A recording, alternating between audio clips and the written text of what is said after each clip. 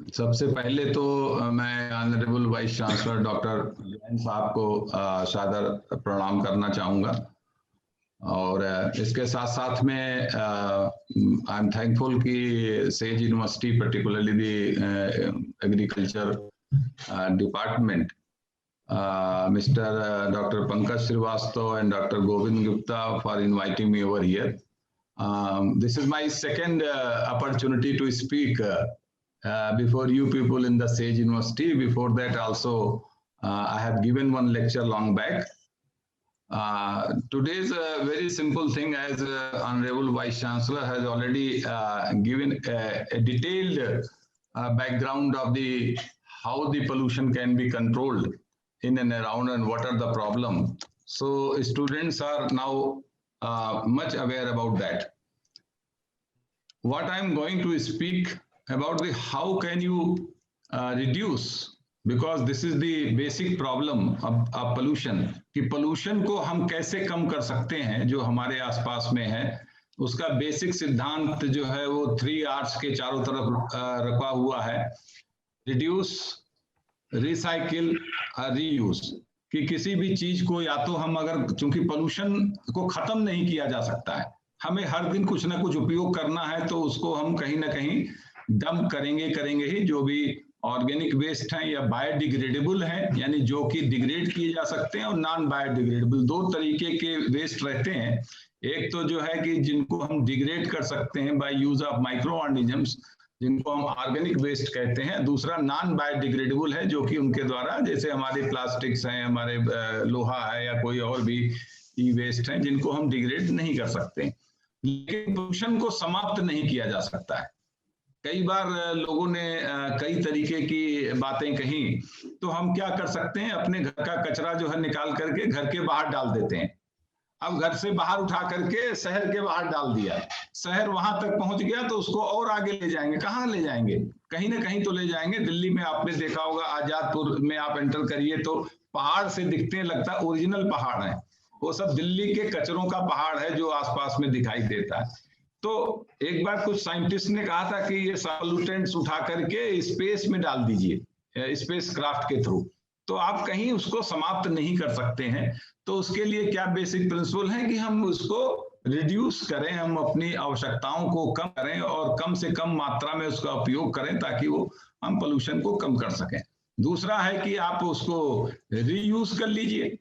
अगर कोई चीज ऐसी है जो उसमें से इस्तेमाल करने लायक है, जैसे हमारे बहुत से लोग रीयूज के लिए, देखिए, जो जिनकी रोजी रोटी चलती है, जो कचरा बीनते हैं, उसमें से प्लास्टिक अलग करते हैं, कहीं लोहा अलग करते हैं, कहीं कुछ ना कुछ सेपरेट करते हैं, और उसको ले जा करके उन इंडस्ट्रीज में देते हैं जहां उसका फिर से भी इस्तेमाल हो जाता है, या मार्केट में ले जाते हैं जहां से लोग उसको ले सकते हैं, और या फिर उसको हम दूसरी चीजों में कन्वर्ट करके रिसाइकिल कर लेते हैं, एक फॉर्म से दूसरे फॉर्म में, दूसरे फॉर्म से। ये एक तरीका है। तो हम जो वेस्ट हमारा है, जैसा कि अभी माननीय वाइस चांसलर साहब ने बताया कि इंदौर में कर रहे हैं, यस, इंदौर में कर रहे हैं। उसके अलावा हमने यहाँ पे एक सेमिनार आयोजित किया था रानी दुर्गावती में।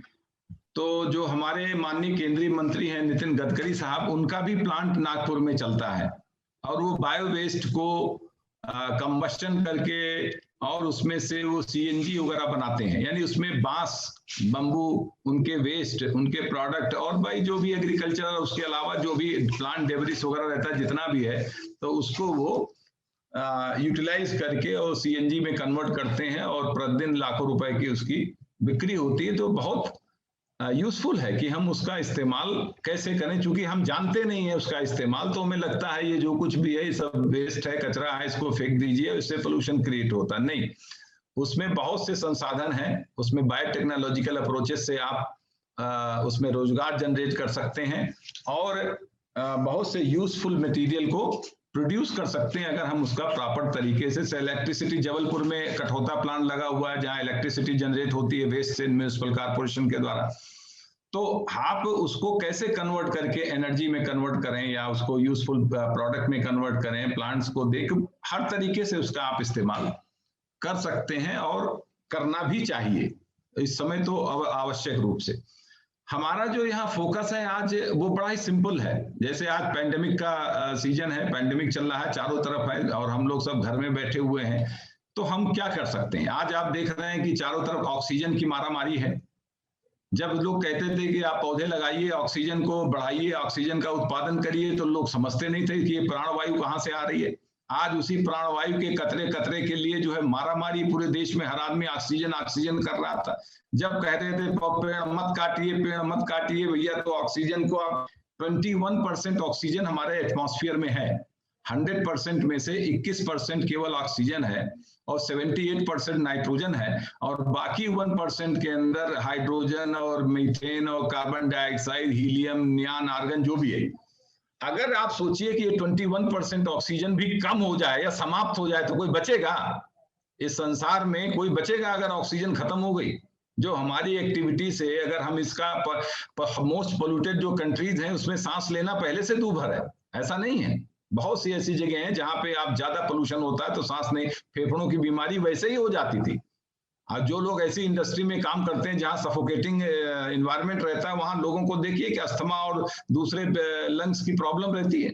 वही प्रॉब्लम आज क्रिएट हो रही है कि जिस प्राणवायु के लिए, जिस ऑक्सीजन के लिए बराबर पर्यावरण प्रेमी कहते हैं साहब आप पौधे लगाइए, जनरेट करिए, कोशिश करिए, मत काटिए, आज उन्हीं प्राणवायु के लिए हम चारों तरफ घूम रहे हैं और कह रहे हैं साहब ऑक्सीजन दे दो, ऑक्सीजन ले आओ कहीं से। ऑक्सीजन नहीं, ऑक्सीजन एटमॉस्फेयर में तो है 21%, क्यों नहीं लेते आप?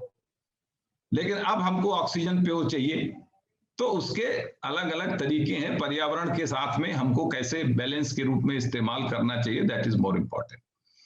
Now what I am focusing here, वो ये है कि क्या हम अपने घर में जो हम किचन से हमारा ऑर्गेनिक वेस्ट निकलता है, या हमारे यहाँ पे किसी ने गार्डनिंग कर रखी है, maybe on terrace gardening, हमें balcony gardening, maybe kitchen gardening और नॉर्मल, उसका जो हमारा प्लांट वेस्ट मटेरियल निकलता है, पौधे उखाड़ते हैं, फेंकते हैं, घास निकालते हैं, व्हाटएवर, ये सब कुछ इस्तेमाल करना चाहिए। और इसका इस्तेमाल आप यूजेबल फॉर्म में कर सकते हैं, यानी इसकी आप कंपोस्टिंग कर सकते हैं। कैसे हम इसका इस्तेमाल कर सकते हैं अपने जीवन में, उसको हम आगे इसमें अलग अलग स्लाइड्स में देखेंगे। अभी तो हम आपको ये दिखा रहे हैं कि जो हम वेजिटेबल्स खाते हैं, जो हमारे हाथ में, हमारे घरों तक पहुंचती है, आप देख सकते हैं वो किस तरीके से प्रोसेस होके किन नालों में, सीवेज वाटर में धो करके और किस तरीके से हमारे घर तक पहुंचाई जा रही है। कोई इसमें इंजेक्शन लगाए दे रहा है फलों के अंदर, कोई उनको कलर से रंगे दे रहा है, कोई उसमें पेस्टिसाइड डाले दे रहा है। इतनी ज्यादा पेस्टिसाइड डाल रहे हैं कि उससे जो है आपको कैंसर्स और बहुत ऐसी बीमारियां, आप जानते हैं कि जो pesticides and insecticides and fungicides they are carcinogenic, मतलब they are the cause of cancer. तो हम किस मात्रा में ले रहे हैं, कैसे ले रहे हैं, और कौन व्यक्ति उन फल और सब्जियों को हमारे तक पहुंचा रहा है, वो इन्फेक्टेड है, may be different kind of diseases हो, उसको पैथोजेनिक ऑर्गेनिजम्स हो, देन वो हमको पता नहीं है। हम उसका इस्तेमाल करके और अपने लाइफ के साथ में खिलवाड़ करते चले जा रहे हैं। तो आप सोच सकते हैं कि हम कैसे वातावरण के अंदर जी रहे हैं, और हम इस वातावरण के अंदर चाहते हैं कि हमारी सर्वाइवेबिलिटी ज्यादा हो। तो जब कभी भी हम कोई भी कंटामिनेटेड भोजन लेते हैं, इस यहाँ पे हम आपको ये भी बताना चाहेंगे, जो अभी आप हमारी चारों तरफ ये समस्या चल रही इम्यूनिटी की, हर आदमी अब अवेयर हो गया है, हमारा देश जग गया है, बच्चों से बूढ़े से जवान सब आदमी समझ गया कि इम्यूनिटी क्या है। इसके पहले जब तक पैंडेमिक नहीं था, कोई इम्यूनिटी को नहीं समझता था कि हमारी जो रोग प्रतिरोधक क्षमता है हमारे शरीर में, उसको कैसे बढ़ाया जाए। अब हर दिन एक नए नुस्खे आ रहे हैं कि ये आपको बता दें कि रोग प्रतिरोधक क्षमता किसी भी मेडिसिन से नहीं उबरती है। हम सब जानते हैं कि उसका प्रतिरोधक क्षमता इंटेस्टाइन में ही उसका पड़ता है, यानी भोजन से। जो कहते हैं भोजन ही या अन्न ही औषधि है, जो कहते हैं फूड इज मेडिसिन, तो फूड ही मेडिसिन है, ये आप जान लीजिए। जो हम अन्न खाते हैं वही हमारे लिए दवा है, और जो हम क्या अन्न खाते हैं, किस तरीके का खाते हैं, अभी आपने देखा है कि और किस फॉर्म में खाते हैं, तो आप समझ सकते हैं कि हमको कौन कौन सी बीमारियां हो सकती हैं और हमारी इम्यूनिटी कैसे स्ट्रांग हो। ये इम्यूनिटी ओवरनाइट स्ट्रांग हो ही नहीं सकती है। उसके लिए हमको शुद्ध वायु और शुद्ध भोजन, शुद्ध जल के साथ साथ में फिजिकल एक्सरसाइज भी करना चाहिए, जो लॉन्ग टर्म में शरीर को इम्यूनिटी इंप्रूव करने के लिए ये सारे फैक्टर्स आर रिस्पॉन्सिबल। अगर हम कंटामिनेटेड फूड लेते हैं इन स्मॉल टर्म्स तो हमको डायरिया हो जाता है, वोमिटिंग हो जाता है, कॉलरा हो जाता है, टाइफाइड हो जाता है, कोलन कैंसर, यानी एन नंबर ऑफ डिजीजेस। क्योंकि जो भी हमारे पास फल सब्जियां जो चीज आती हैं उसमें कितने micro organism, pathogenic micro organisms हैं हमको मालूम नहीं है। यहाँ आप देख सकते हैं कि जो पेस्टिसाइड छिड़की जाती है, क्योंकि जो किसान है वो इंसेक्ट एंड पेस्ट से बहुत परेशान रहता है, क्योंकि वो फसल लगाता है, फिर इल्लियां आ जाती हैं, फिर वो कैसे उसको कंट्रोल करे। और हाई यील्डिंग वैरायटी में इस्तेमाल कर रहे हैं जिसमें large amount of fertiliser and large amount of pesticide, insecticide, herbicides are required, तो कि वो फास्ट ग्रोइंग वैरायटीज है।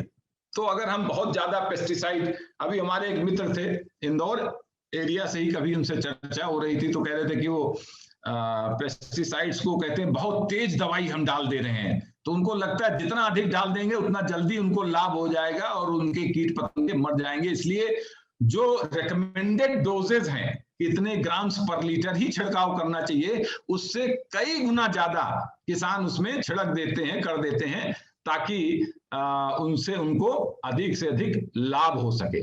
तो ऐसी स्थिति में आप देखें कि ये जो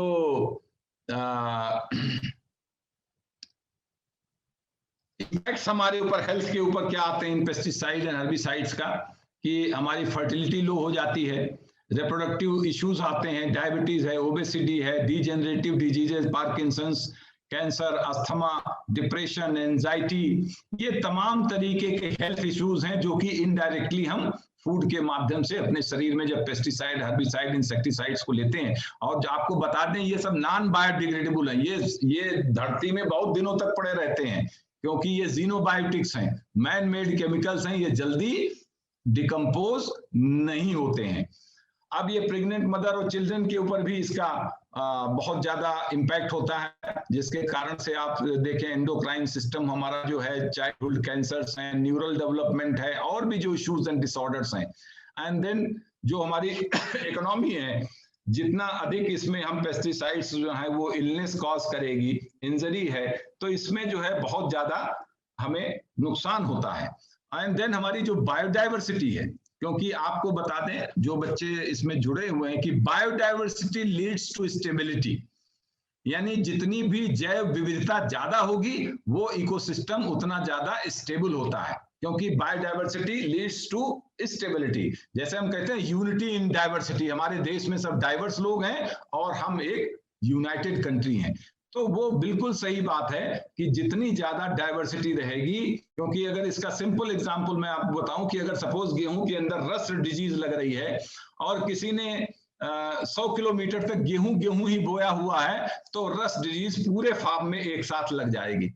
लेकिन अगर गेहूं के बाद किसी ने कुछ खेतों में चना, कुछ में अरहर, कुछ में कुछ और लगा रखा है, तो ये रस्ट डिजीज जाकर के दूसरे चूंकि क्रॉप पे अटैक नहीं करती तो वहां रुक जाएगी, उसके बाद के जो आपके फार्म है, खेत हैं, वो बच सकते हैं।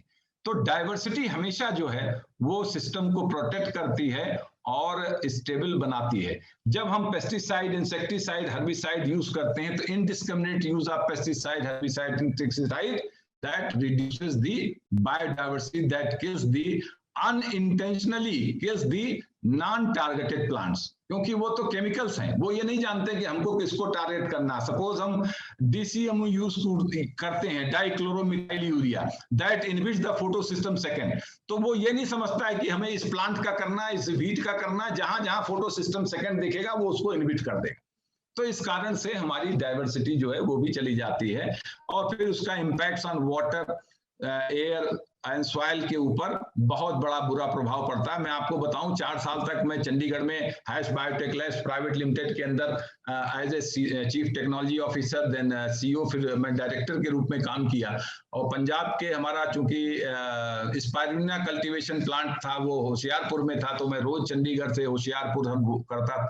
उधर मालवा रीजन वगैरह में आप जानते हैं कैंसर ट्रेन चलती है, कैंसर बेल्ट कहलाता है वो, और प्रतिदिन 10,000 से ज्यादा लोग उस कैंसर ट्रेन से राजस्थान जाके अपना इलाज कराते हैं। उसका कारण क्या है कि जो ग्रीन बेल्ट है हमारे देश के लिए, जो ग्रीन रिवोल्यूशन के लिए पंजाब फेमस है, जहां से हमें हरित क्रांति हुई, हमें जो भोजन प्राप्त हुआ, उन्होंने इतना ज्यादा पेस्टिसाइड, इंसेक्टिसाइड, हर्बिसाइड और ड्रेन किया, सिंचाई की कि उसमें उनकी सॉइल खराब हो गई, पॉल्यूटेड हो गई, उनके अंदर इतना ज्यादा पॉइजन डेवलप हो गया है, और तो और उनके पानी में यूरेनियम कहीं से आ रहा है, पार्ट्स पर बिलियन के अंदर है। तो जो वो कंटामिनेटेड, कहीं आर्सेनिक है, कहीं कुछ खाते हैं, तो वहां पे मालवा रीजन के अंदर मैक्सिमम हर घर में एक कैंसर पेशेंट, हमने तो उसमें कैंप भी लगाए थे कई जगह, 300 के करीब पेशेंट आए थे, जिसमें 220 लोगों को कैंसर था। आप इमेजिन कर लीजिए, इन वेरी स्मॉल विलेज। तो वो ये सभी हमारे जो है indiscriminate use of agricultural practices and use of this agrochemicals, कि ये जो हमने एग्रोकेमिकल्स इस्तेमाल किए हैं, उनका जो इनडिस्क्रिमिनेट यूज किया है, तो इसका आप देख सकते हैं। ये बड़ी सिंपल सी रिपोर्ट है कि मध्य प्रदेश में तो 25%, छत्तीसगढ़ में 13.6%, सब्जियों में किडनी, हार्ट की बीमारी देने वाले लेड, कैडमियम की घातक मात्रा है। तो आप समझ लीजिए कि फूड सेफ्टी स्टैंडर्ड का ये पहला देशव्यापी अभियान था, जिसमें हमारे मध्य प्रदेश में जो सब्जियां हैं, वो फल और सब्जियों में वो किडनी, हार्ट को बीमारी देने वाला लेड, कैडमियम की मात्रा पाई जाती है। तो आप खुद से देख लीजिए, ये तो गवर्नमेंट के डेटा हैं कि जो हम इस्तेमाल कर रहे हैं उसका क्या हो रहा है। Now this is the question कि हम कहते हैं ग्रो योर ओन फूड, अपना भोजन स्वयं उगाएं। हम सबको चाहिए कि हम सब इस पर्टिकुलरली, हमने तो लॉकडाउन में तो पूरी टेरेस गार्डनिंग 2 साल से कर रहे हैं, कि हम अपना भोजन उगाएं, यानी जो कुछ हम खाएं वो हम उगाएं, और जो हम उगाएं वो हम खाएं। Particularly in the urban area, जो हमारा शहरी क्षेत्र है, उस शहरी क्षेत्र के अंदर, इवन स्मार्ट सिटी के अंदर ये मैंडेटरी होना चाहिए कि हर व्यक्ति वो गार्डनिंग करे ही करे, चाहे वो टेरेस करे, चाहे वो बालकनी करे, चाहे वो करे, और या हमें कुछ एरिया ऐसा छोड़ना चाहिए जहां ऑर्गेनिक गार्डनिंग की जा सके, जैविक जो है, जैविक खेती के लिए, ताकि हमारे जो शहरी क्षेत्र के लोग हैं वो ग्रामीण क्षेत्रों के ऊपर उतना निर्भर ना रहें। अब यहाँ पे यह है कि अर्थ जो इसका आंसर है, two E stand for to capture the free sunlight energy. पौधे कैसे ग्रो करते हैं? देखिए, जो सनलाइट का कॉन्सेप्ट है, सूरज हमें फ्री में एनर्जी देता है, और हम उसका यूटिलाइजेशन कैसे कर सकते हैं? Either we can trap through the photovoltaic cell या सोलर पैनल लगा करके उस एनर्जी को कैप्चर करें, या उसकी कैपेसिटी प्लांट्स और एल्गी में है, काई में, जो कि फोटोसिंथेसिस करते हैं, सोलर एनर्जी जो फ्री में मिलती है उसको हम वैल्यूएबल प्रोडक्ट्स में, प्लांट्स में कन्वर्ट करते हैं, एल्गी कन्वर्ट करते हैं और प्लांट। यहाँ पे हम आपको बता देना चाहेंगे कि जो हमारी ऑक्सीजन है उसका 70% से ज्यादा, 70 to 75% जो ऑक्सीजन है दैट कम्स फ्रॉम एल्गी, वो काई से आती है, और केवल 25 to 30% oxygen is contributed by the higher plants.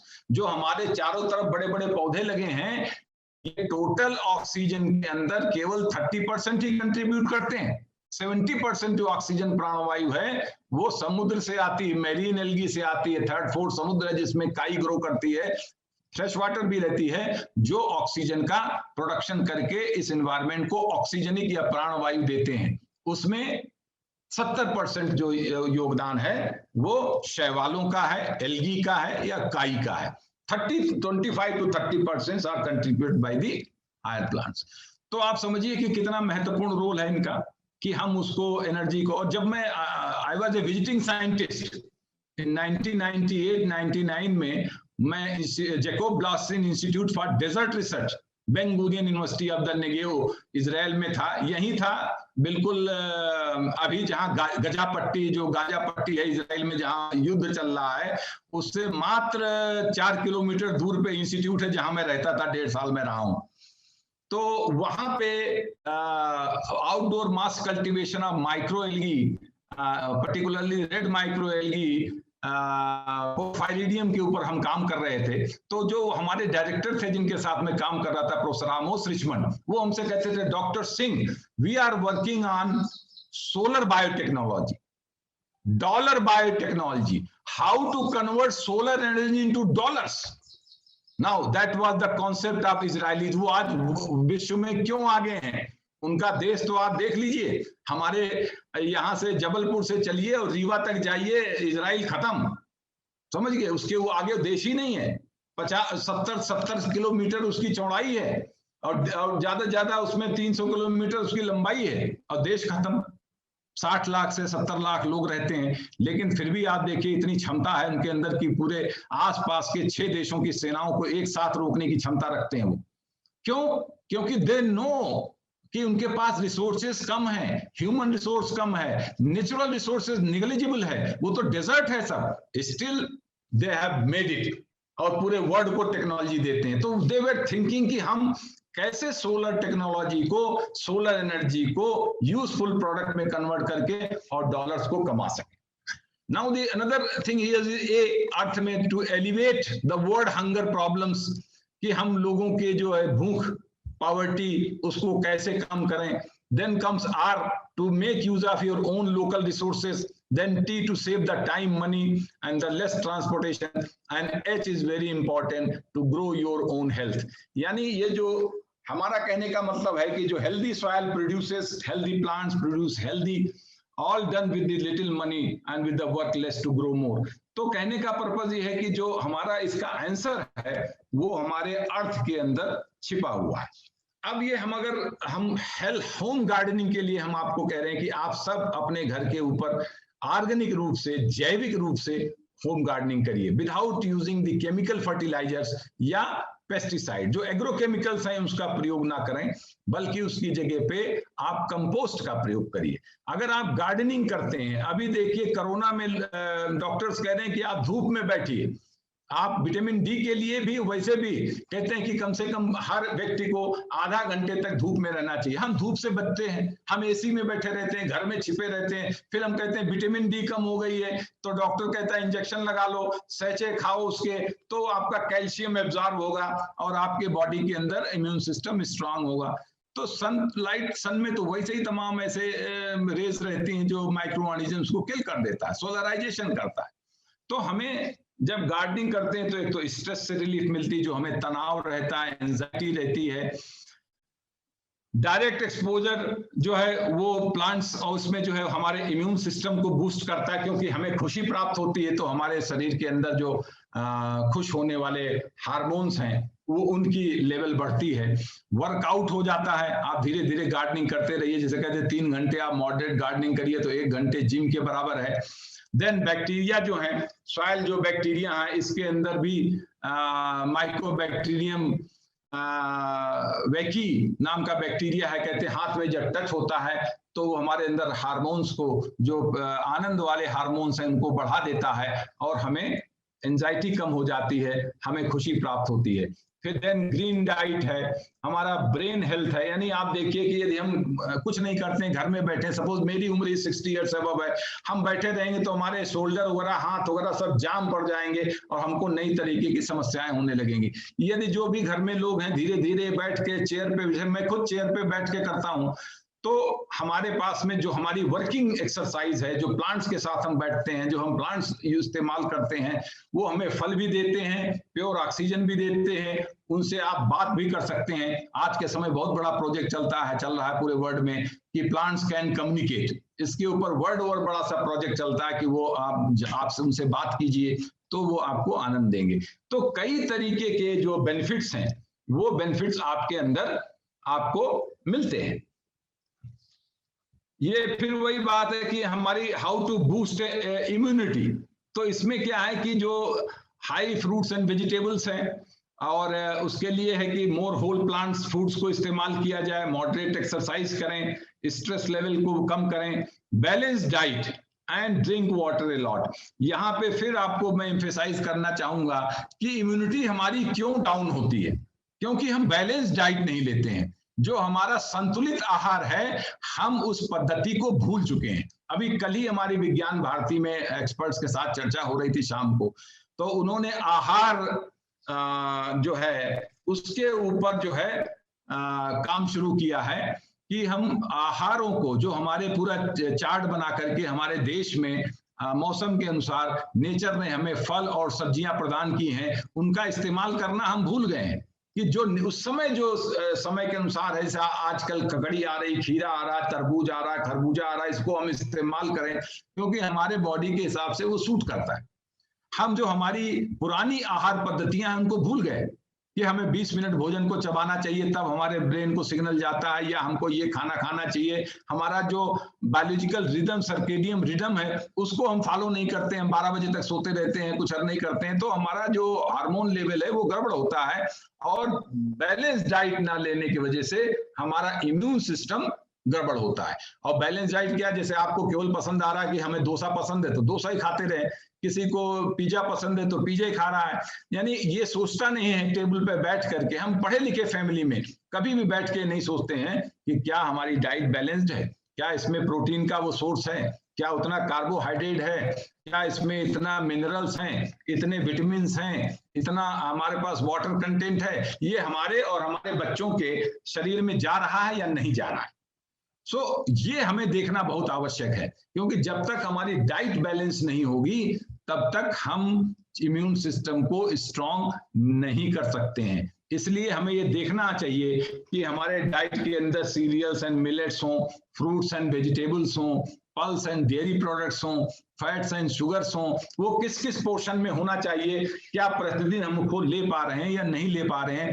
ऐसा तो नहीं कि इम्बैलेंस होता जा रहा है, जरा सा माइक्रो विटामिन का इम्बैलेंस होता है, जरा सा सोडियम पोटेशियम देखिए कितना बहुत है, फौरन हार्ट की प्रॉब्लम, हार्ट का पल्पिटेशन, एंजाइटी बढ़ जाती है। जरा सा अगर सोडियम बढ़ गया, प्रोटीन, जरा सा कैल्शियम कम हो गया, हड्डियां खराब होने लगती हैं, मैग्नीशियम कम हो गया तो नींद नहीं आ रही। तो ये सारी चीजें क्यों है, तो सब कुछ क्रिटिकल है। इसलिए हमें आहार क्रांति इस देश में लानी है। लोगों को बताना है कि अपने आहार विहार को ध्यान दे, जो हमारे पास में था, जो हमारी विरासत है, जो हमारा देशज ज्ञान है, उसको हम फिर से इस्तेमाल करें और अपने बैलेंस डाइट की तरफ जाएं। नाउ यहाँ आप देख सकते हैं इस स्लाइड के अंदर कन्वेंशनल ऑर्गेनिक फार्मिंग के अंदर क्या डिफरेंस है। जैसे conventional means the use of pesticide, herbicide, insecticide, agrochemical fertilisers in large quantity. Organic का मतलब यही है कि जब हम यहाँ पे कंपोस्ट खाद, गोबर की खाद, वर्मी कंपोस्ट, बायो फर्टिलाइजर्स का प्रयोग करके, जो हमारा ट्रेडिशनल वे ऑफ कल्टीवेशन था, जब हम उसको यूज करते हैं तो वो हमारा ऑर्गेनिक कल्टीवेशन कहलाता है, जिसमें कि हम पेस्टिसाइड, इंसेक्टिसाइड का इस्तेमाल नहीं करते हैं, बहुत मिनिमम करते हैं, और ऑर्गेनिक, इनऑर्गेनिक फर्टिलाइजर जो नाइट्रो, जैसे यूरिया है, डीएपी है, पोटास है, इनका प्रयोग नहीं करते हैं। तो इसमें क्या है कि कन्वेंशनल में तो आप जेनेटिकली मॉडिफाइड ऑर्गेनिज्म भी यूज कर सकते हैं, ऑर्गेनिक में जेनेटिकली मॉडिफाइड ऑर्गेनिजम्स को यूज नहीं करते हैं। इसमें सिंथेटिक फर्टिलाइजर्स होता है, ऑर्गेनिक में नहीं यूज होता है। इसमें वीड्स कंट्रोल करने के लिए हर्बिसाइड है, यहाँ मैनुअली रिमूव करते हैं। पेस्टिसाइड, फंजीसाइड का प्रयोग करते हैं, इसमें नहीं करते हैं। तो अगर आप ये देखते जाएं कि हम इसमें जो केमिकल्स हैं, रेजिड्यूज हैं, ये सब उसमें एक्यूमुलेट हो जाता है, लेकिन जब हम ऑर्गेनिक कल्टीवेशन करते हैं तो हमारी सॉइल जो है that is free from the chemical residues. तो जो भी आप देखते हैं कि हमारी जो सॉइल फर्टिलिटी है वो ऑर्गेनिक कल्टीवेशन के अंदर लंबे समय तक मेंटेन रहती है, जबकि हम कन्वेंशनल जब हम फार्मिंग करते हैं तो हमारे सॉइल की फर्टिलिटी जो है वो लंबे समय तक मेंटेन, क्योंकि इनऑर्गेनिक फर्टिलाइजर डिसॉल्व हुआ, या तो इवापोरेट हो गया, एब्जॉर्ब हुआ, ये बह के चला गया। लेकिन जब आप प्लांट्स वर्मी कंपोस्ट डालते हैं तो slow decomposition of organic nutrients waste होता है, तो लंबे समय तक एक क्रॉप के अलावा अगले क्रॉप को भी फर्टिलिटी मिलती है। इसलिए कई बार लोग कहते थे कि जो हमारे पूर्वज कहते हैं ना, गेहूं के बाद में फिर चना लगाया तो उसके बाद फिर से क्रॉप लगाया तो वो ज्यादा ग्रोथ दिया, ज्यादा प्रोडक्टिविटी दी। वो नहीं जानते थे क्रॉप रोटेशन क्यों कर रहे थे, उसका क्या मतलब था, लेकिन उनको लगता है रोटेशन करने से सॉइल की फर्टिलिटी बढ़ती थी। यस, क्योंकि उसमें बायोलॉजिकल नाइट्रोजन फिक्सिंग जो माइक्रो ऑर्गेनिजम्स हैं उसके रूट्स में रहते थे और वो सॉइल की फर्टिलिटी को बढ़ा देते थे। इसलिए जब नेक्स्ट क्रॉप लगाते थे तो ऑलरेडी उसमें नाइट्रोजन फर्टिलाइजर रहता था सॉइल में और अगली फसल में उसका इस्तेमाल हो जाता था। तो आप देख सकते हैं कि अगर जो organically grown fruits and vegetables हैं उनके अंदर जो है क्या क्या चीजें ज्यादा है कौन कम है। जो आप देख सकते हैं, जो ब्लू कलर है ये ऑर्गेनिकली ग्रोन है, और जो रेड कलर है वो कन्वेंशनल यानी इनऑर्गेनिक फर्टिलाइजर्स के द्वारा। तो आप देख सकते हैं एंटीऑक्सीडेंट सबसे ज्यादा ऑर्गेनिक में है, विटामिन सी ज्यादा होती है, बीटा कैरोटीन लगभग बराबर है, विटामिन ई अधिक है, फास्फोरस अधिक है, और अन्य न्यूट्रिएंट्स इसमें जो ऑर्गेनिकली ग्रोन क्रॉप है उसमें ये सबसे ज्यादा पाए जाते हैं। अब जब हम यहाँ टेरेस गार्डनिंग की बात करने जा रहे हैं कि जैसे हमारे घर के अंदर थोड़ी सी जगह आगे है, हम शहर में रह रहे हैं, तो हम उसमें अपने फूल वगैरह लगाए हैं, लेकिन हम चाहते हैं कि हम गार्डनिंग भी करें, लेकिन हमारे पास छत है, छत खाली पड़ी हुई है, उसका कोई इस्तेमाल नहीं, रोज सूर्य की एनर्जी उसमें वेस्ट जाती है, टकरा के वापस चली जाती है और मकान को गर्म कर देता है। तो हम क्या छतों के ऊपर बागवानी कर सकते हैं? Yes, we can do it. जो हम टेरेस के ऊपर करें, या हमारे पास बालकनी है तो बालकनी के ऊपर करें, थोड़ी सी जगह घर के आगे या पीछे बैकवार्ड में है तो हम वहां पे बागवानी कर सकते हैं। तो ऑर्गेनिक जो एग्रीकल्चर है ये ह्यूमन वेलफेयर के लिए है, और वो किसी तरीके के हार्म नहीं करता है, और वो हमारे लिए बेनिफिशियल है। यहाँ आप देख सकते हैं कि ऑर्गेनिक फार्मिंग जो है वो टेरेस गार्डनिंग है, या रूफटॉप गार्डनिंग है, बालकनी गार्डनिंग है, हाइड्रोपोनिक्स है, किचन गार्डनिंग है, और उसके अलावा एक्वापोनिक्स है। एक्वापोनिक्स का मतलब है कि उसमें प्लांट्स भी ग्रो कराएं और एनिमल्स भी ग्रो कराएं। और आजकल हाइड्रोपोनिक्स सॉइललेस कल्चर, यानी मिट्टी की जरूरत ही नहीं है। अगर आप कह दें एक तरीके से तो हमें खेतों की जरूरत नहीं है, क्योंकि हमने छत के ऊपर आर्टिफिशियल तरीके से हमने मिट्टी थोड़ी सी ली और उसके अंदर अभी हम आपको बताएंगे कोकोपीट का इस्तेमाल कर दिया, कुछ ऑर्गेनिक वेस्ट का इस्तेमाल कर दिया, फसल ग्रो हो रही है। So we don't require the actual में एग्रीकल्चरल फील्ड, हमारा छत ही फील्ड है। इसी तरीके से अगर आप सॉइल भी नहीं इस्तेमाल करना चाहते हैं तो हाइड्रोपोनिक्स इस्तेमाल करिए, जिसमें only water is circulating, water circulate होता है, उसमें न्यूट्रिएंट्स रहते हैं और उसमें फसलें ग्रो होती रहती। तो नई नई टेक्नोलॉजी हमारे पास में आ चुकी है। ये हमारे छत का है, यहीं जबलपुर में हमारी छत के ऊपर आप देखिए, ये हमारे टेरेस गार्डन का एक व्यू है कि हम अपने गमलों के अंदर हमने टमाटर हैं, बैगन हैं, और जितने भी चीजें हैं हमने उसके प्लांटर्स बनवा रखे हैं लोहे के। वो 2 foot by 1 feet by 6 inch के हैं, कोई 2 foot by 3 foot by 15 inch है, कोई 2 foot by 3 foot by 3 foot 18 inch है।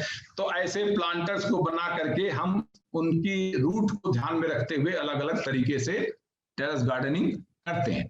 और इनको करने के लिए कोई विशेष नॉलेज की जरूरत नहीं है, कोई विशेष ट्रेनिंग की जरूरत नहीं। हर व्यक्ति, ये सब फोटोग्राफ्स हमारे छत के आप देख सकते हैं, लौकी लगी हुई है हमारे छत के ऊपर जो 2.5 फीट से ज्यादा करीब करीब बड़ी होगी। और इसमें जो है कि हम क्या करें, हाउ टू स्टार्ट, तो site selection, checking of the space capacity, क्या क्या मटेरियल रिक्वायर्ड है फॉर होम फार्मिंग के लिए, व्हाट टू ग्रो व्हेन, कब क्या ग्रो करना चाहिए, कौन सा फसल बीज बोना चाहिए, सीजनल वेजिटेबल्स कौन से हैं, गुड पॉट मिक्सिंग कैसे बनाएं। मैंने सबसे बड़ी बात है कि किसी भी पौधे के ग्रो करने के लिए पॉट के अंदर जो हम सॉइल डालते हैं, जो मिक्सचर डालते हैं, दैट इज इंपॉर्टेंट। सारा कुछ जो रहस्य है वो उसी में छिपा है। तो हम उसके अंदर बेस्ट क्या करें, एंड देन हम सैपलिंग को कैसे ट्रांसफर करें, हम पेस्ट को कैसे कंट्रोल करें, और हम ऑर्गेनिक कंपोस्ट को कैसे बनाएं, जो हम इसका इस्तेमाल इसमें करेंगे। तो इसमें है कि आप अच्छी लोकेशन, जो राइट लोकेशन है उसको आप पिकअप करें। हमारे यहाँ जहाँ अधिक सनलाइट मिलती हो, कि देखिए अगर 6 से 8 घंटे सनलाइट चाहिए अच्छी फोटोसिंथेसिस के लिए, तो छत का ऐसा भाग सेलेक्ट करें कि उसके ऊपर जल्दी से शेड ना आता हो, ताकि सूर्य घूमता भी रहे पूरब से पश्चिम की तरफ जाए, लगातार पौधे के ऊपर सनलाइट पड़ती रहे, ताकि फोटोसिंथेसिस होती रहे और अधिक से अधिक उत्पादन उसका प्राप्त कर सकें और हो सके। That is important. आप देख लीजिए, ये हमारे प्लांटर्स हैं जो हमने आयरन के बना रखे हैं। इसके ऊपर बेल चढ़ाने के लिए हमने ये आयरन की रॉड्स लगा रखी है, और इसमें हम लौकी है, कद्दू है, तरोई है, वैसे जितने भी हैं बेल वाले पौधे वो हम चढ़ा देते हैं, और नीचे जो जगह खाली रहती है उसमें हम दूसरे पौधे लगा लेते हैं। तो हम मल्टी लेयर क्रॉपिंग जो है वो हम कर रहे हैं, कम जगह में 2 से 3 फसलें, 2 से 3 तरीके के वैरायटी ऑफ प्लांट्स लगाने का हम प्रयास कर रहे हैं। क्या इसकी बेसिक रिक्वायरमेंट है गार्डनिंग के लिए? सीड्स चाहिए, अच्छे सीड्स चाहिए, देसी सीड्स चाहिए, हेल्दी चाहिए, सैपलिंग्स या तो लें, सनलाइट, वाटर, सॉइल और pot mix. Then organic compost and green manure, फिर then pots, container, earthen pots हैं कि प्लास्टिक बकेट्स हैं, गार्डन टूल्स चाहिए, शेड नेट, ज्यादा धूप हो जाए तो शेड नेट चाहिए, एंड देन यू रिक्वायर्स स्टेरिल्स, द पोल्स, वुडन, जो मतलब ऊपर चढ़ाने के लिए जो लकड़ी वगैरह आसपास चाहिए, and biopesticide to control the pest. ये बेसिक रिक्वायरमेंट है अगर आप टेरेस गार्डन करते हैं। अब आप देखिए कि जो लोग स्टार्ट करना चाहते हैं उसके लिए हम यहाँ फोटोग्राफ दिखा रहे हैं कि आप चाहें तो सीमेंट का पॉट ले सकते हैं, आप चाहें तो ये जो पेंट वाली बाल्टियां हैं, जैसे हमने खुद लेके रखी है, यहाँ हम यूज्ड बाल्टियों को खरीद करके हमने इसके अंदर इस्तेमाल किया है। ये कुछ टूल्स हैं जो आपको चाहिए। और यहाँ आप देख सकते हैं इस ड्रम के अंदर हमने जो है कंपोस्टिंग ड्रम हमने बना रखा है, जिसमें कि हम अपने घर का जो किचन से निकला हुआ ऑर्गेनिक वेस्ट है, फल सब्जियों के छिलके और जो बचा हुआ जैसे रोटी है या कभी चावल है, जो भी ऑर्गेनिक वेस्ट निकलता है, इवन अंडे के छिलके हैं, कुछ भी जो बायोडिग्रेडेबल है उसको हम एक पास लेकर के, और जो हमारे छत से या अन्य गार्डन से जो हमें प्लांट डेब्रिस निकलता है, जो पत्तियां हैं, सूखी हुई टहनी है, यानी हर कुछ हम इस ड्रम में डाल देते हैं ला करके। तो यहाँ आप देखिए कि आप चाहें तो उसको आयरन के अंदर, ये देखिए हमारे छत के ऊपर नींबू आप लगा हुआ है, ये एक प्लास्टिक बकेट है इसकी, जिसके अंदर हम कंपोस्टिंग करते हैं। यदि नहीं है तो आप ईंटे से भी बना सकते हैं, और अलग अलग तरीके से अगर मान लें कुछ भी नहीं है आपके पास में, तो छत के ऊपर आप पॉलीथीन बिछा दीजिए, ईंट से रख दीजिए, उसमें ये पॉटिंग मिक्सचर भर दीजिए, वो आपका खेत का काम करेगा। जितनी हरी तरीके की सब्जियां हैं, चौलाई है, मेथी है, पालक है, बथुआ है, चिनोपोडियम जिसको कहते हैं, और चना है, मटर, ये सब आराम से वो आप उसमें ग्रो करा सकते हैं। आप इसमें देख सकते हैं कि हमने इसको ग्रो कराया है। अब कहते हैं कि इसको हम how to prepare a good potting mixture, ये बड़ा इंपॉर्टेंट है कि हम पॉटिंग मिक्सचर कैसे बनाएं, क्योंकि अगर हम चाहते हैं तो उसके लिए क्या करना है, थोड़ा सा गार्डन सॉइल आप लीजिए और उसके साथ में you mix with the cow dung manure, जो आपकी गोबर की खाद है, जो कंपोस्ट है, जो गांव से आप ले सकते हैं, वहां से आप लेकर के उसको मिक्स करिए, और साथ में आप उसमें जो है कोई भी ऑर्गेनिक और भी पत्तियां सूखी मिला सकते हैं। अगर आपके पास में ड्राई लीव्स हैं तो वो मिला दीजिए। धान की भूसी वगैरह जो है, जैसे लोग कहते हैं वो पराली जलाते हैं, अगर वो पराली मिल जाए उसको काट काट करके उसको इसमें डाल दीजिए। आफ्टर ऑल वो क्या है, डिकम्पोज हो करके और ऑर्गेनिक वेस्ट में कन्वर्ट हो जाएगा। तो और कोकोपीट है, यानी जो नारियल का जटा जूट है, उसको जो है मिला करके उसको मिक्स कर देते हैं कि उसमें वाटर रिटेंशन कैपेसिटी रहती है। उसको हम 1 पार्ट मिट्टी, 1 पार्ट कोकोपीट, 1 पार्ट हमें कंपोस्ट खाद, ये 3 पार्ट में मिक्स कर लीजिए, और मिक्स करके ही आप अपने गमलों को या पॉट मिक्सिंग को भरिए। यहाँ आप देख सकते हैं कि हमने ऑर्गेनिक कंपोस्ट हम घर पे कैसे बना रहे हैं। आप यहाँ देख सकते हैं कि ये हमारा किचन वेस्ट है, और ये ड्राई लीव्स और वुड चिप्स हैं और इसको जो है हम ले जा करके और ड्रम के अंदर ये डाल देते हैं, और ड्रम के अंदर डालने के बाद में इसको ढक्कन को हम दबाते जाते हैं। देखिए यहाँ पे ये ड्रम पूरा जो है भर चुका है। ऐसे हमने 2 ड्रम्स रखे हुए हैं। अभी हमने इसको स्टैंड लोहे का बना दिया है, उस स्टैंड के ऊपर ये 300 लीटर के एसडीपी ड्रम है, जिसमें हम किचन का, यहाँ 2 बाल्टी हमारे किचन में रहती हैं, जो भी घर का ऑर्गेनिक कचरा निकलता है, वेस्ट निकलता है, ये प्रतिदिन हम ले जाके इस ड्रम में डाल देते हैं। और थोड़ा सा नीचे होल है इस ड्रम में, उसके नीचे हम अभी दिखाएंगे, हमने उसमें बकेट रख रखी है, और इसको दबा देते हैं, थोड़ी सी मिट्टी उसमें डाल देते हैं, कभी कभी बटर मिल्क यानी जो मट्ठा वगैरह है अगर आपके पास वेस्ट निकलता है उसको डाल देते हैं उसके अंदर, और थोड़ा थोड़ा उसको करने के बाद मिट्टी की लेयर, थोड़ा गोबर की खाद, just to increase the microbial activity.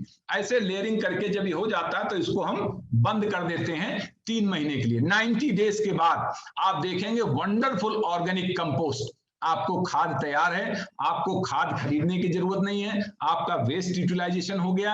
आपके यहाँ कई बार हो सकता है कि कोई कलेक्ट करने वाला ना आए तो आप सोचते हैं बाहर कहाँ फेंके, नहीं तो बदबू आने लगेगी।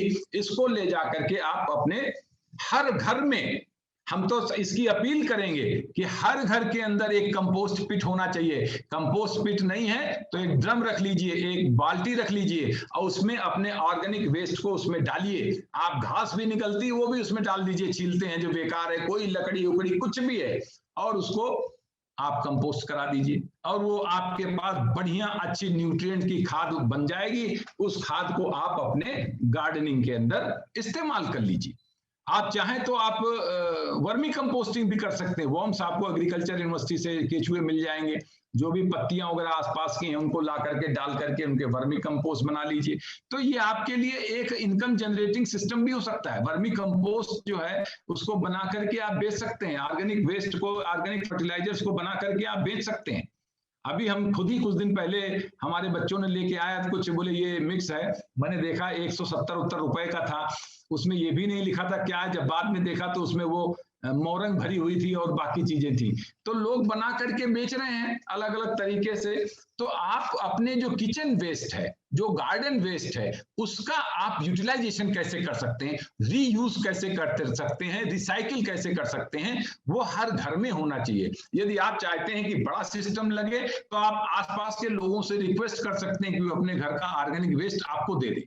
बंगलौर में एक ऐसा कपल है, वो अपने मोहल्ले के लोगों से उसने रिक्वेस्ट कर रखा है कि आप अपने घर का ऑर्गेनिक कचरा हमारे दरवाजे पे डाल दीजिए। अभी तो डालेंगे तो आप लाठी लेके उसको मारने लगेंगे कि हमारे घर पे क्यों फेंका, लेकिन वो मांगते हैं कि साहब आप अपने घर में जो भी फल सब्जियों का छिलका वो निकाल के हमारे घर पे रख दीजिए। वो सब ले करके बड़े बड़े उन्होंने ड्रम रखे हैं, उससे वो बायोगैस जनरेट करते हैं और बायोगैस को अपने किचन में कनेक्ट कर रखा है और उसका इस्तेमाल करते हैं कुकिंग में। और बाकी जो स्लरी निकलती है उस स्लरी को एज ए फर्टिलाइजर इस्तेमाल करते हैं। तो जो घर के अंदर सफिशिएंट नहीं निकलता है तो वो अपने मोहल्ले से, कम्युनिटी से मांग ले रहे हैं और लोग बड़ी खुशी खुशी उनको देते हैं। यही काम म्युनिसिपल कॉर्पोरेशन बड़े लेवल पे करता है या कोई व्यक्ति करता है तो आपको लगता है कि ये जो है वो देखो आगे नहीं बढ़ रहा।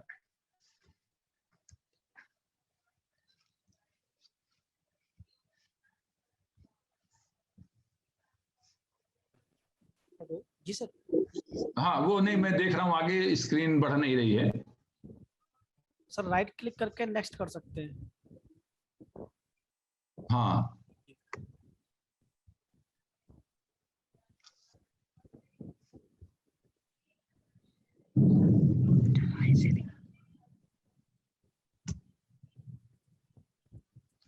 यस, तो ये इसमें है।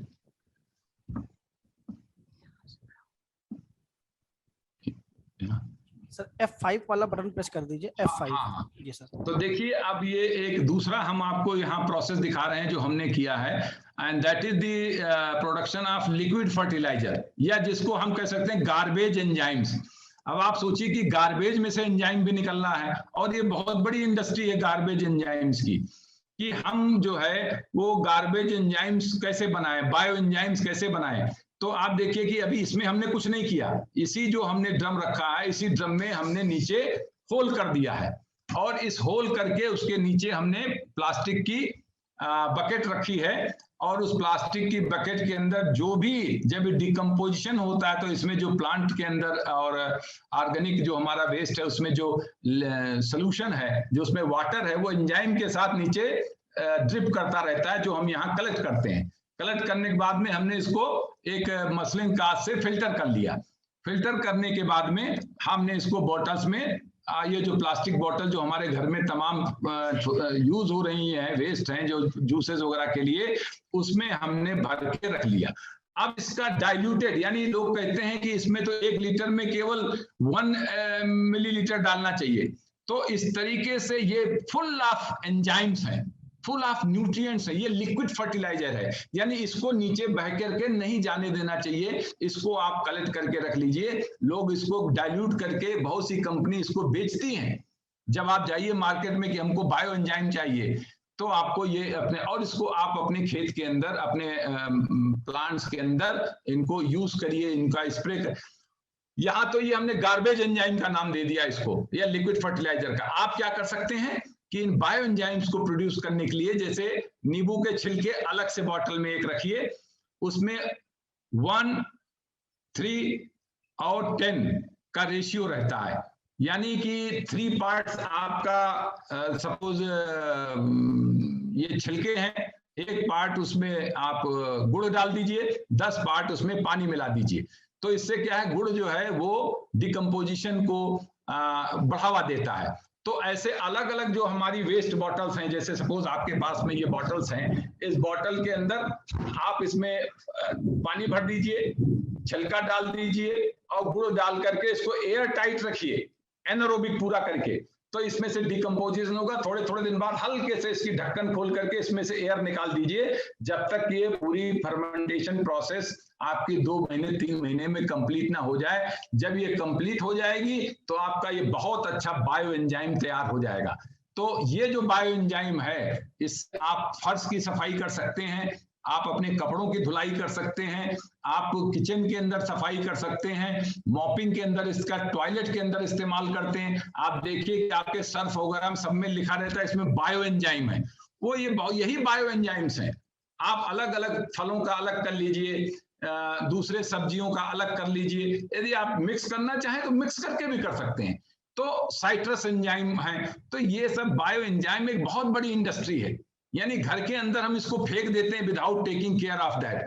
और अगर हम ये बायो एंजाइम क्या करना है, इसमें वेस्ट बॉटल है, छिलके रोज निकल रहे हैं, आप सेब खाते हैं उसका छिलका है, केला खाते हैं उसका छिलका, इसमें डाल दीजिए, इस रेशियो में गुड़ डाल दीजिए, पानी भर के रख दीजिए, खाली बॉटल खोलनी है, आपका बढ़िया बायो एंजाइम तैयार हो जाए। इसको बाद में छान लीजिए बॉटल भर के, और बहुत ही डाइल्यूटेड मात्रा में उसका इस्तेमाल होता है स्टेन क्लीन करने के लिए। तो आप देखिए कि एक बहुत बड़ी इंडस्ट्री है कि नहीं है।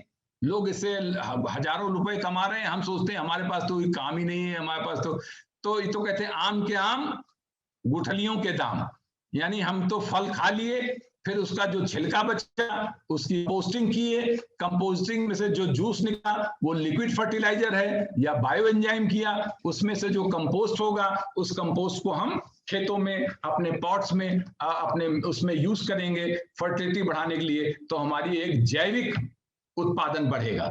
तो हम, ये बहुत बड़ी इंडस्ट्री है, लोगों ने इसको अपने घर से ही थोड़ा थोड़ा शुरू किया। आपको शायद पता होगा कि बायोकान जो आज कंपनी है 4000 करोड़ की, जिसकी चेयरमैन किरण मजूमदार शॉ हैं, उन्होंने 10,000 रुपए से ऐसे ही एंजाइम का काम अपने गैराज से स्टार्ट किया था। उनके पास कोई पैसे नहीं थे, 10,000 रुपीज थी। किसी ने कहा एंजाइम इंडस्ट्री में काम करिए, कुछ करिए, तो वो कुछ उसमें जो है एमाइलेज एंजाइम वगैरह इसी सब का कुछ काम धीरे धीरे वहां से प्रोडक्शन शुरू किया। आज देखिए वो वर्ल्ड की टॉप मोस्ट एंटरप्रेन्योर हैं और 4000 करोड़ की उनकी बायोकान बायोटेक्नोलॉजी की इंडस्ट्री है। तो शुरुआत तो बड़े सिंपल चीजों से, चूंकि हमें नॉलेज नहीं है तो हम सोचते हैं कि अरे ये तो इसमें कुछ नहीं हो सकता है। बहुत कुछ हो सकता है, मतलब इसके अंदर एम्पल ऑफ अपॉर्चुनिटीज है।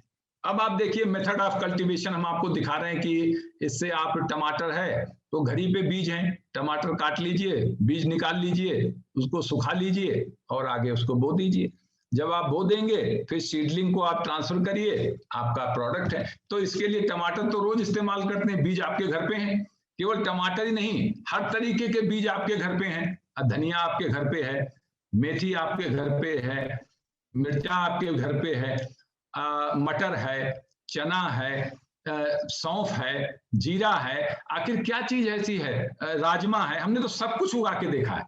हल्दी अभी आज हमने उगाई थी, ऑर्गेनिक हल्दी रखी, इस समय पैंडेमिक के समय बहुत काम आ रहा है, इसको घिस करके रोज इस्तेमाल करते हैं। लहसुन आपके घर पे, इसको लगा दीजिए छत पे, लहसुन होने लगेगा। तो किसमें क्या है, कौन रूट से लगता है, कौन से सूट से लगता है, कौन किससे लगता है, ये अलग अलग इंफॉर्मेशन उपलब्ध है और इसके लिए परेशान होने की जरूरत नहीं है। इसको जीरो बजटिंग कह देते हैं कि भाई लो बजट, जीरो बजट है कल्टीवेशन, आप आराम से रिसाइकिल करके आप कर सकते हैं। ये प्लांट्स वो हैं जो कटिंग से लगते हैं, रोजमेरी है, ऑर्गेनो है, मिंट है, पुदीना। अब छत पे हमारा पुदीना लगा 2 साल से, कोई दिक्कत नहीं है, गमले में लगा है, खूब लगा हुआ है, अपना भी खाते हैं, पड़ोसियों को भी बांटते हैं। स्पिनच है, बेसल है, और ये सारी चीजें ऐसी हैं जिनको हम कटिंग से लगा सकते हैं। अब ये ट्रांसफर ऑफ सैपलिंग हम आपको दिखा रहे हैं, बड़ा सिंपल है आपके लिए। जर्मिनेशन ले लीजिए, खरीद लीजिए, आजकल ऑनलाइन मिलती है, जिसमें आप सीड्स डाल करके, जैसे हमने इसमें टमाटर के ग्रो कराए हैं, आप उसमें क्या है, जर्मिनेशन टाइम बच जाएगा। आप एक किनारे जर्मिनेट होने के लिए रख दीजिए, वो सब पौधे जर्मिनेट हो जाएंगे। जो उसमें हेल्दी पौधे हैं उनको आसानी से आप ट्रांसफर कर सकते हैं, और ट्रांसफर करके आप देखिए फुल्ली ग्रोन प्लांट्स है। ये हमारे छत का ही फोटोग्राफ्स जो हम आपको दिखा रहे हैं हमारे अपने हैं।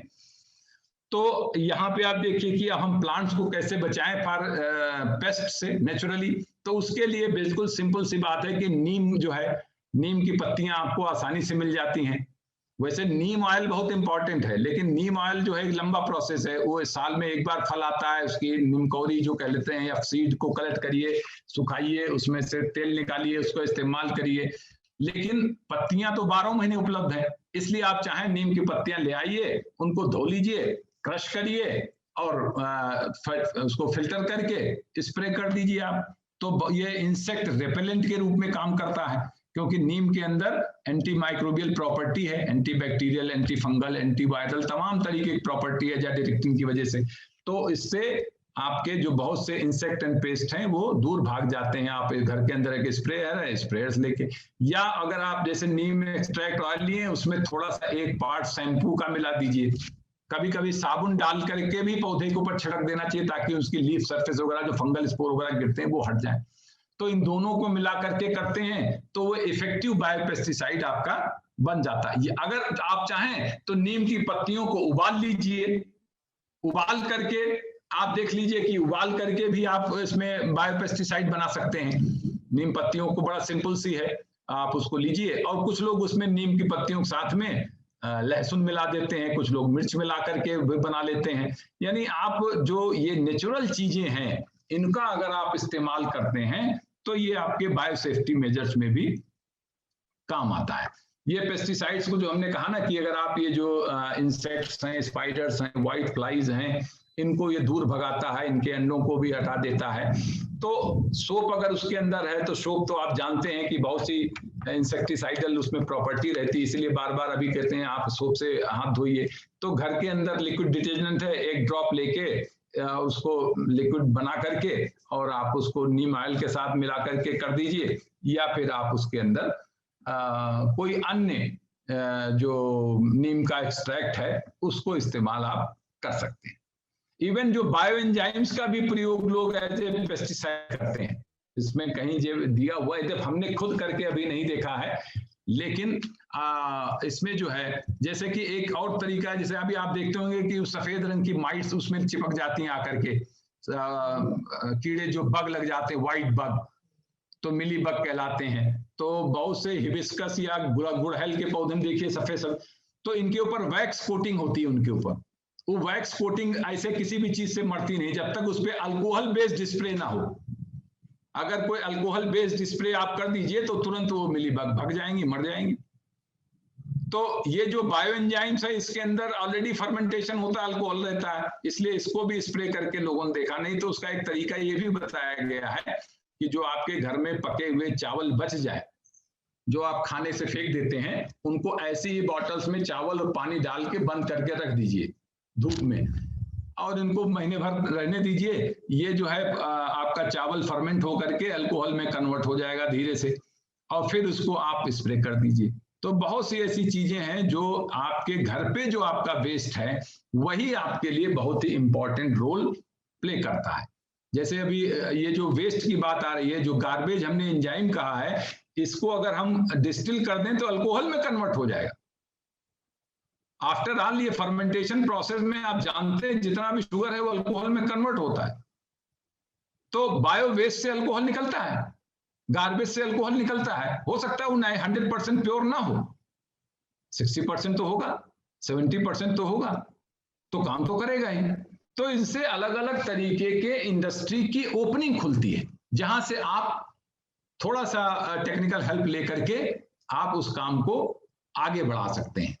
जो टेरेस गार्डन के उपयोग जो आप देखते हैं क्या है कि इसमें आपको हेल्दी ग्रीन फ्रेश वेजिटेबल्स हैं, और फिजिकल एक्सरसाइज होती है, ऑक्सीजन बढ़ता है आपके एयर में, उसके अलावा जो है बिल्डिंग का टेम्परेचर डाउन रहता है, और सॉइल इरोजन तो कम होता ही होता है, और उसके अलावा एक हैबिटेट है फॉर बर्ड्स एंड एनिमल्स। हमने अपने छत के ऊपर एक ड्रम रखा हुआ है जिसमें ओवरफ्लो होके पानी गिरता है, तो हमारे आसपास के जो कबूतर हैं, पक्षी है, आकर के रोज पानी पीते हैं, तो वो भी उनके लिए एक सेवा हो जाती है।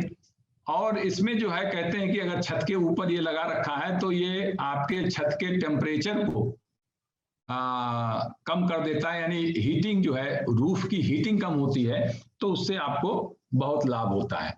जो ऑर्गेनिक फूड्स के क्या बेनिफिट्स हैं वो तो मैंने आपको बताया कि prevents premature ageing, immune system को इम्प्रूव करता है, हाँ, सेफ और हेल्दी जनरेशन के लिए इम्पॉर्टेंट है, टेस्ट अच्छा होता है, उसके अलावा हार्ट डिजीज जो है उसकी रिस्क घटती है, और ये जो पेस्टिसाइड वगैरह कम रहता है तो कैंसर जो है उसके प्रिवेंशन के चांसेस ज्यादा रहते हैं। कैंसर को आप खत्म तो नहीं कर सकते, लेकिन उसके इंसिडेंस को प्रिवेंट कर सकते हैं। यू कैन प्रिएम्प्ट करके जो है अच्छा भोजन करके, जो हमने कहा ना, अन्न ही औषधि है, आहार ही औषधि है। तो ये कुछ ऐसे एक टेबल हमने बना दी है कि किस महीने में क्या उगता है, ये तो आपको आसानी से मिल जाएगा, इसको आप कब क्या लगाएं। और इसको एज ए बिजनेस भी आप ले सकते हैं। जो स्टूडेंट्स यहाँ जुड़े हुए हैं, यदि आप ये घर पे बैठे बैठे कुछ नहीं करना चाहते हैं, तो मन में लगता है क्या करें, आप टाइम को वेस्ट मत करिए। हम फिर वही कहते हैं, जिसको आप वेस्ट कर रहे हैं, इस वेस्ट को यूज करिए, रीयूज करिए। जो टाइम है वो भी आप वेस्ट कर रहे हैं, तो हम यहाँ वेस्ट का आपको रीयूटिलाइजेशन, रिसाइकलिंग बता रहे हैं। तो अपने समय का सदुपयोग करिए। कुछ हम तो इस स्टेज में भी अपने छत के ऊपर कम से कम इस समय ऐसी कोई सब्जी नहीं है, फल नहीं, जो हमने छत पे नहीं लगा रखी। हम आगे भी आपको फोटो दिखाएंगे कि उसमें अगर आप 2-3 छतों को ले लीजिए, लोगों से रिक्वेस्ट कर लीजिए, आप एक टाइम टेबल बना लीजिए, लोगों से कहिए आपको कौन सी सब्जी चाहिए, हम आपके छत पे उगा देते हैं, इतना पैसा आपको 1500 रुपये हमें महीना दे दीजिए। क्योंकि हर घर में 4 से 5 हजार रुपए की सब्जी शहरों में इस्तेमाल होती है। सब्जियां सब इतनी महंगी हैं कि अगर फल सब्जी आप खरीदिए तो 1000 रुपए की बैठती है हर दूसरे तीसरे दिन। तो 4000 रुपए से 5000 रुपए फल और सब्जियों पे एवरेज फैमिली में खर्च होता है। लेकिन अगर आप उसको ऑर्गेनिक उगा के दे दें, उसके बदले में आपको 1500 रुपए दे दे अतिरिक्त, तो उससे अच्छा क्या है। कुछ लोग मिल करके, युवा लोग ट्रेनिंग ले करके आप छतों पे लोगों को कह दीजिए कि भाई आप नहीं कर सकते हो, बड़े बूढ़े लोग हैं, लाइए हम करके देते हैं, आप बताइए आपको क्या खाना है, हम आपको वो छत उगा देते हैं, पानी आप डालो, देखभाल आप करो, मैं आके मंथली वीकली हम आपके प्लांट्स को चेक कर लें क्या कैसा करना है। That's a good business. और अगर यही ऑर्गेनिक फूड का बिजनेस ही, देखिए भारत में अभी ऑक्सीजन की प्रॉब्लम आई है, आप देखना कुछ दिन बाद हर घर में एक सिलेंडर जो है एलपीजी के साथ में ऑक्सीजन का होगा, आप देख लीजिएगा। आने वाले समय में हर आदमी एक एक सिलेंडर खरीद के रखेगा, गवर्नमेंट भी दे देगी, भाई पहले से ले लो, जब जरूरत लगे तो उसको सूंघ लेना। तो ये एक एक सिलेंडर देंगे, और हमें लगता है कि आगे आने वाले समय में प्लांट से ही ये सिलेंडर भरना होगा, हमें बायोलॉजिकल सिस्टम पे जाने ही जाना होगा। तो इसके एस्ट्रोलॉजिकल बेनिफिट भी आप जानते हैं, नक्षत्र वाटिका लगाई जाती है। बहुत से लोग जो ग्रह नक्षत्रों में विश्वास करते हैं, अपने टाइम पे विश्वास करते हैं, ज्योतिष में विश्वास करते हैं, तो वो नक्षत्र वाटिका लगाते हैं कि इस ग्रह को शांत करने के लिए कौन सा पौधा घर में लगाना चाहिए, कब लगाना चाहिए, कैसे लगाना चाहिए। तो अगर आप इन पौधों को लगाते हैं तो आपके 9 ग्रह जो हैं, शनि राहु केतु, सब शांत रहते हैं, और आपके घर में एक पॉजिटिविटी की वृद्धि होती है। तो इसके एस्ट्रोलॉजिकल बेनिफिट भी हैं, जो हमने दिखाया ना 9 ग्रह वाटिका में है कि कौन कहाँ क्या लगाएं। आप देखिए सब लगाते रहते हैं, कहते हैं ऑक्सीजन के लिए आप वो करिए। तो ये बेनिफिट्स हैं जो 9 ग्रह के लिए, कि इसकी पावर बढ़ाने के लिए, 9 प्लैनेट्स के लिए हम क्या करें, कैसे करें। तो स्टोन से करते हैं, कुछ लोग प्लांट्स के थ्रू करते हैं, प्लांट्स के प्रोडक्ट्स के थ्रू करते हैं। कहने का पर्पज ये है कि सब लोग जो है मिल करके ओवरऑल हेल्थ को बेनिफिट पहुंचाने के लिए ये सारे कार्य 9 ग्रह वाटिका के लिए करते हैं। इसके बारे में हमें अवेयरनेस देना चाहिए, लोगों को बताना चाहिए।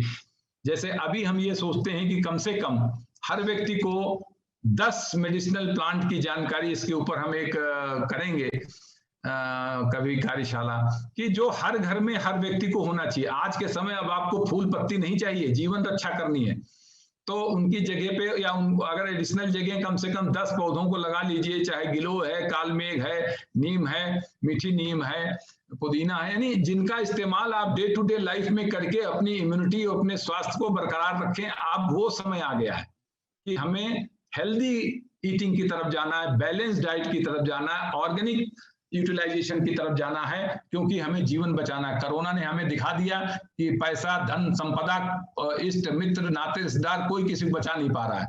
जो उसके ट्रैप में आ गया वो जो है एक तरीके से पीड़ित मानवता का के उसमें चला गया। सभी लोग परेशान हैं, मौतें हो रही हैं, आप देख रहे हैं। तो हमें अभी भारत में लोगों ने एक्सपेक्ट किया था कि करोड़ों लोग मरेंगे, लेकिन क्यों नहीं मरे? यही हमारी प्राचीन पद्धति, जो देशज ज्ञान, आयुर्वेद का जो हमारा ज्ञान है, जो मसालों का यूटिलाइजेशन है, वो जो हम बचे हुए हैं और हमारा जीवन बचा हुआ है। आप देखिए ये हमारे छत का है, ये प्लांटर्स हैं जिसको हम दिखा रहे हैं, तो उसका हमने बनवाया था, उस समय हम इसका इस्तेमाल कर रहे हैं।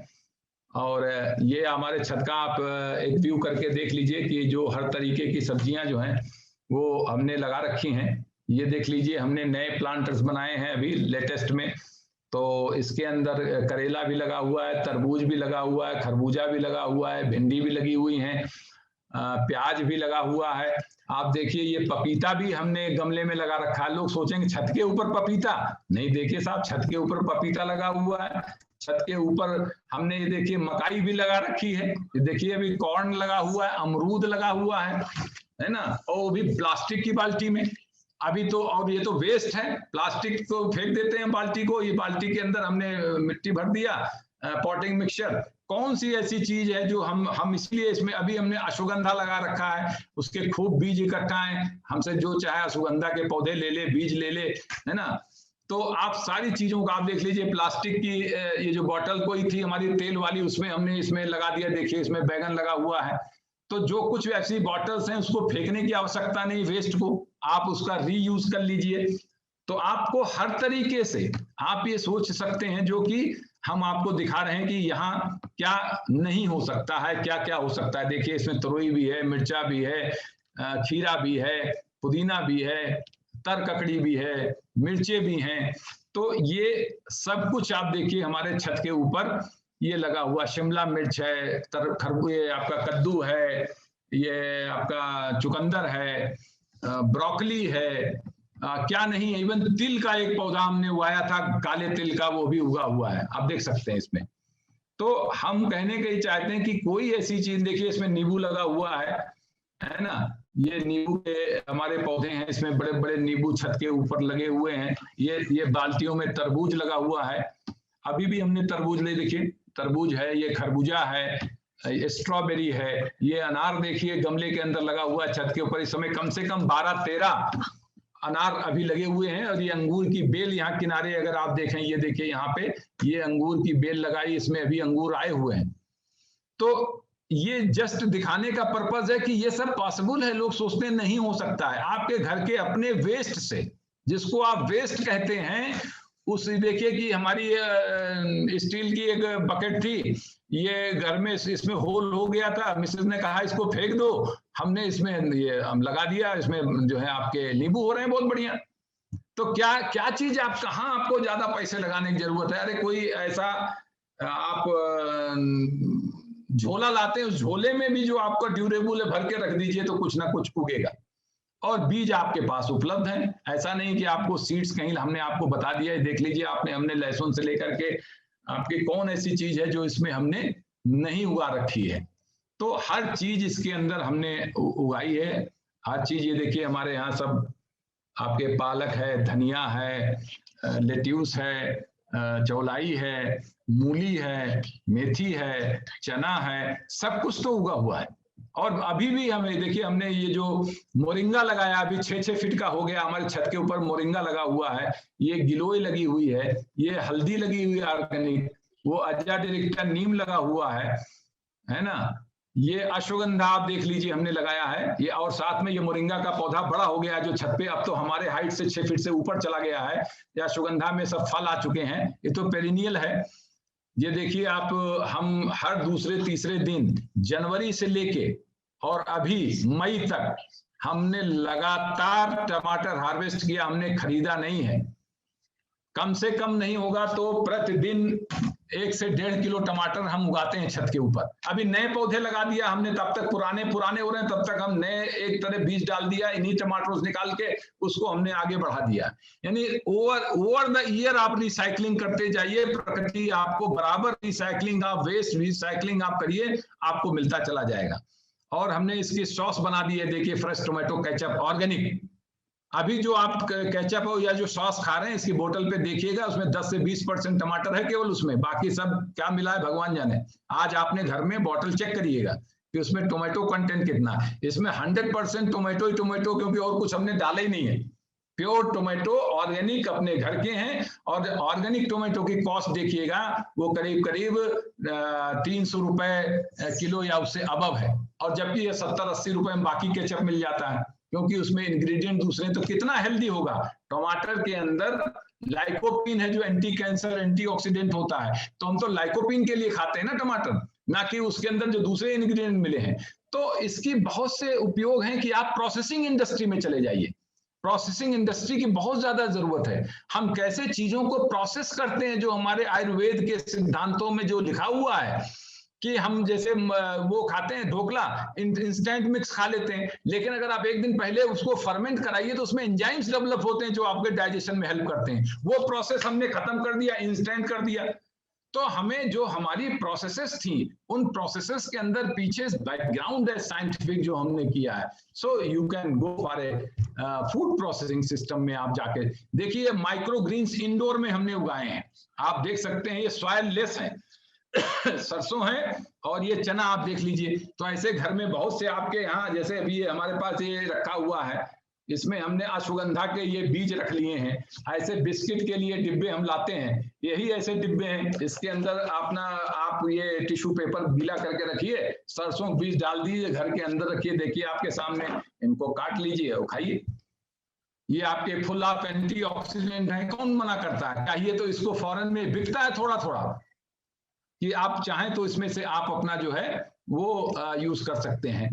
तो इसके लिए हम आप ये बताना चाह रहे हैं कि आप जो है ऑर्गेनिक वेस्ट को यूटिलाइज करके अपने यहाँ से हर तरीके की गार्डनिंग करके आप अपने को भी हेल्दी रख सकते हैं, अपने परिवार को भी सुरक्षित, और आगे वाली नस्लों के साथ साथ में पर्यावरण को बचाइए। मेरा सबसे अनुरोध है, ऑक्सीजन के प्रोडक्शन को बढ़ाइए, नहीं तो एक दिन जो अभी हाहाकार मचा है ये कहाँ जाके खत्म होगा वो हम नहीं जानते। इसलिए पर्यावरण बचाना, पर्यावरण की संरक्षण करना, ये हमारा नैतिक, संवैधानिक, या आप कह लीजिए हमें आगे वाली नस्लों के प्रति हमारी जिम्मेदारी है कि हम उसको एक सुरक्षित वातावरण देके जाएं, एक सुरक्षित भविष्य देके जाएं। यदि हम ये करने में नाकाम रहते हैं तो आप समझ सकते हैं कि ये हमारे लिए बहुत बड़ा दुखदाई है, और अभी दुखदाई हो चुका है, आप देख ही रहे हैं। तो इसी के साथ हम कहेंगे कि we need a family farmer. जैसे लोग कहते थे फैमिली डॉक्टर, ऐसे फैमिली फार्मर चाहिए आपके यहाँ। तो उसका हमारा स्लोगन यही, eat whatever you grow and grow whatever you eat. जो खाओ सो उगाओ, जो उगाओ सो खाओ। और अगर आप हमारे सब वीडियोस को देखना चाहते हैं तो हमने YouTube चैनल बना रखा है, त्रिकाल बायोटेक लैब्स। उसके अंदर हम हर हफ्ते कोई ना कोई एक टेक्निक को उसके अंदर अपलोड करते हैं। ये गोविंद जी वगैरह जानते हैं इनको, तो हम भेजते रहते हैं कि ताकि हम अधिक से अधिक ये इंफॉर्मेशन लोगों तक पहुंचे और लोग इसका इस्तेमाल करें। तो इन्हीं शब्दों के साथ मैं अपने वाणी को विराम देता हूं, और एक बार पुनः सेज विश्वविद्यालय के ऑनरेबल वाइस चांसलर, मैनेजमेंट, और specially mister Govind Gupta and Pankaj ji को हम अपनी तरफ से बहुत बहुत धन्यवाद देते हैं और बधाई देते हैं कि उन्होंने इन तरीके के कार्यक्रमों को आयोजित किया है, जो हमारे यूथ को मोटिवेट करेगा इस पैंडेमिक पीरियड के अंदर, जहां उनके अंदर निराशा है, डिप्रेशन है, रोजगार को लेकर के अनिश्चितता है। तो ऐसे जो कार्यक्रम आयोजित कर रहे हैं, ये बहुत ही मील का पत्थर साबित होगा। एक बार आपको पुनः धन्यवाद।